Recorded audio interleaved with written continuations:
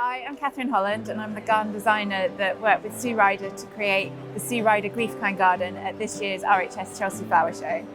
So the inspiration behind the garden was Sue Ryder's campaign to create a nationwide movement of kindness around grief and to help equip people with the tools to know how to support those who have lost someone, or to know how to ask and what to ask for in terms of help for themselves.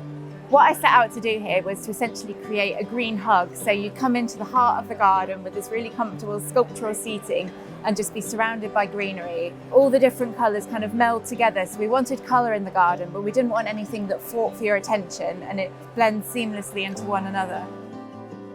One of the really asked about plants is the Aquilegia Yellow Queen. When it hasn't opened, they look like little rockets shooting to the sky, and then they've got really long-lasting yellow flowers.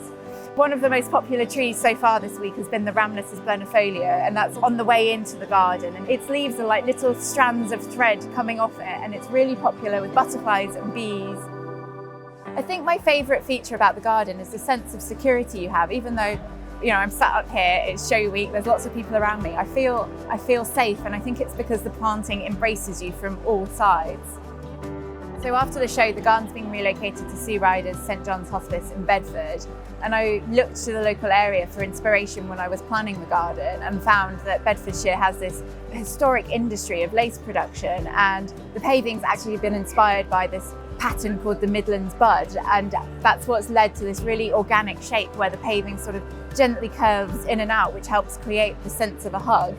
And I decided to go for the beautiful Linton York sandstone from Artisans of Devizes because I just loved the little details of patina in it, and it looks beautiful with all the plants. This garden's been a year and a half in the making, and I was so delighted. It hasn't really sunk in yet. I was so delighted to have been awarded a gold medal for it, and I'm beyond grateful to everybody who's played a part in this garden. There's been so much teamwork, so much collaboration, and so much support from friends and family to help bring it to the show.